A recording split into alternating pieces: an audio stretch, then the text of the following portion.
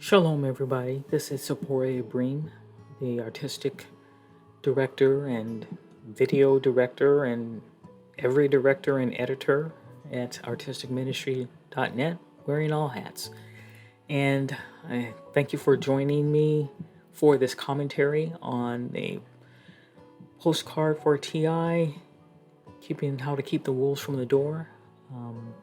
Let me just get a few things out of the way. First off, I want to apologize in advance. I live down the street and around the corner from a fire station on one end, and the other end of the block there is a huge construction site. They're building some type of I think it's going to be an apartment building, and so and also there are some different colorful people who like to wander through the street here. Loud music, a lot of activity. And so at any given moment of the day, there can be a cacophony of sirens, music, arguing, yelling, loud engines, clattering, megaphones, so forth and so on. And I try to edit it out, but sometimes it's not possible. And so I apologize if there's any disturbing or annoying noises that might drown out my voice or whatever. I apologize for that. And also this video, because I'm doing a commentary and I want to take my time and try to cover as much as possible. If the video does appear to be moving slower, that's because it is. I've slowed down the playback, the duration, to give me a bit more time. So you're not hallucinating that, it's actually happening. But just with that in mind, I'll just let that be the lead into the commentary. I'm doing this commentary because I just felt that there was a lot. This was a very meaty, emotionally, in terms of feelings. It was a very very heavy, dense topic. Keeping the wolves from the door, meaning the door to one's heart, and wolves are predators. Wolves are in their natural environment, what they do, how they live, how they feed. There is nothing wrong with that. It is the way the Most High created them, and they do what they do. They provide a balance in the ecosphere, and there's no problem with that. But in terms of the using it as a metaphor for the witch stalkers and the gang stalkers who are hunting us, who are tormenting us, who are doing everything in their power to destroy us, that is deadly. They are predators. They are vicious. They are without remorse, and they come at us from every level possible, 24/7. There is no rest for them. They don't take holidays. Any of us who thought that maybe they were during this the different pandemics, some of the different crises that have been happening on the global stage, and even in our own personal lives, the idea that maybe they would, relent and, stop and take a rest. I don't think that that's happened. If anything, as I've been sharing, some of mine has increased. And so to refer to them as wolves, I'm sure we all understand that can definitely be an appropriate metaphor for them. We are in a fiery trial. They are, what they're doing, the tactics that they are doing, those are the flames that the Most High is using to help mold us, to burn away those impurities, those flaws, those sins, those vulnerabilities that keep us from being that new creature in the good news, in the gospel, that the Most High saw in us and ordained us to be from the foundation of the world.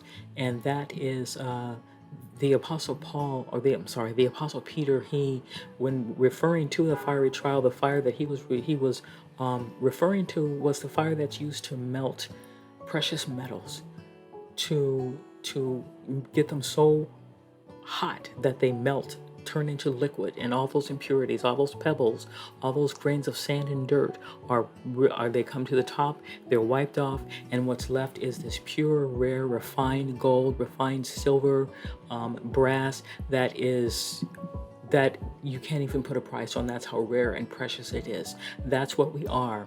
And Unfortunately, one of the tactics that these gang stalkers and witch stalkers use is isolation. And to achieve that, they will lie on us, they will defame us, they lie and defame us to our friends, to our loved ones.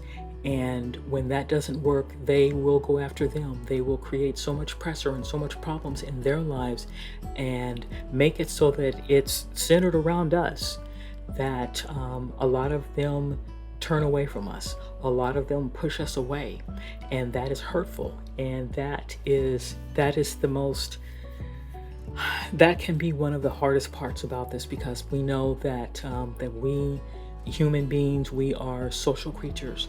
We need that companionship on a certain level.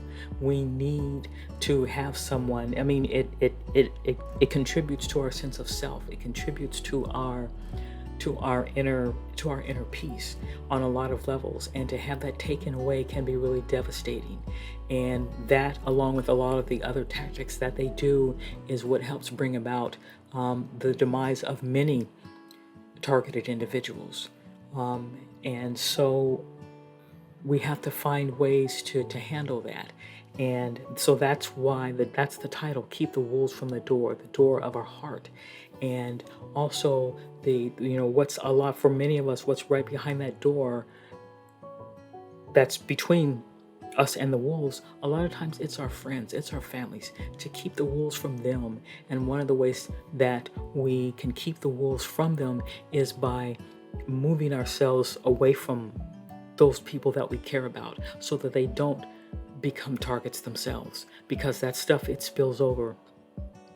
And so I wanted to say all that, and more that I'm going to say, but I couldn't do it in that time period that I gave myself for the videos, because the idea is to keep the videos brief and short, because just the lifestyle that a lot of us have, where we're working and we're burning candles at both ends. We're just, when we're on YouTube, when we're on the internet, a lot of times we're zipping through, we're watching a snippet of a video here or there of something that might be interesting, that might be a little longer. We put it in the watch to watch later list, or we put it in one of our playlists with the idea of going back.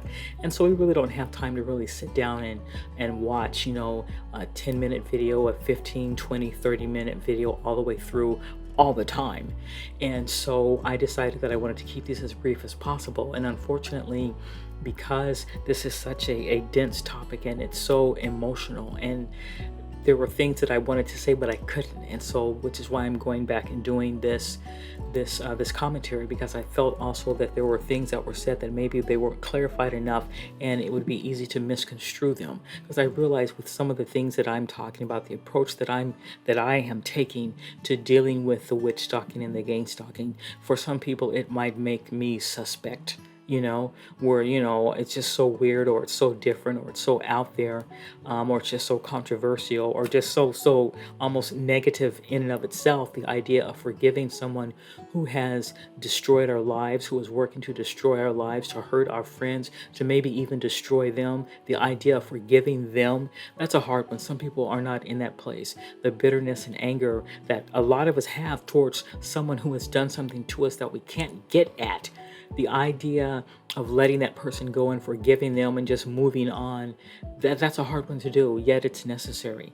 And so those ideas like that, can, in some people's minds, I'm sure it makes me suspect. And here I am with another one saying, one of the points that I wanted to clarify on was, there was a point where I said, we accept the isolation. And what I wanted to clarify was not meaning we accept what these people are doing in the sense of agreement, because that is one of the connotations or synonyms that can go with the word accept or acceptance.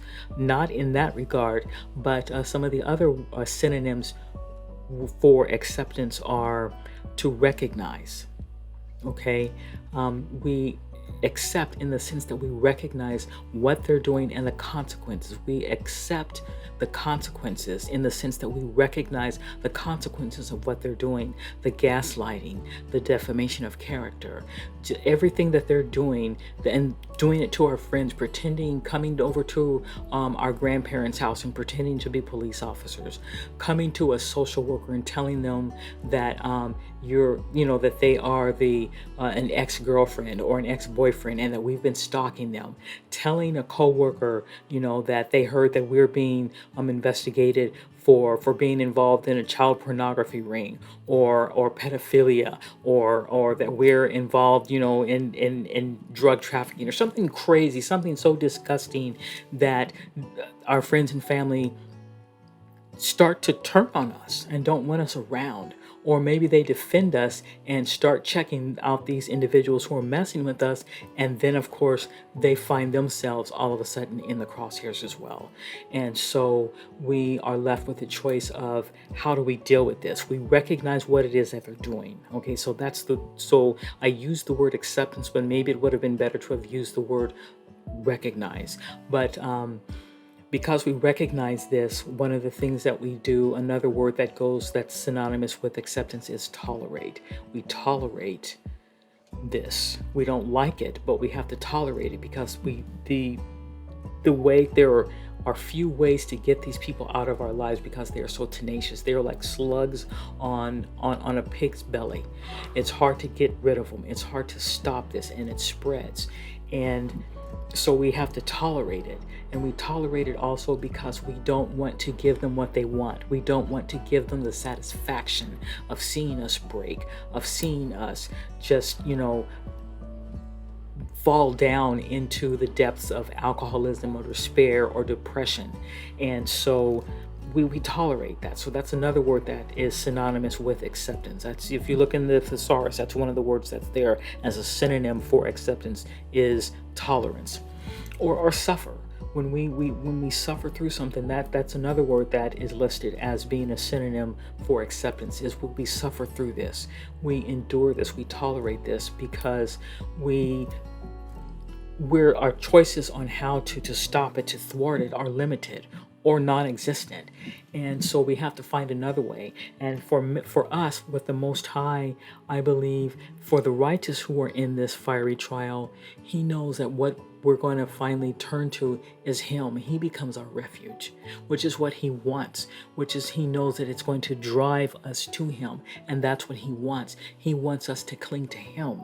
And that is, lo and behold, that is what happens for us. And in that regard, He uses the wicked to do that. And there's a verse I mentioned it a lot, but I found it, and I wanted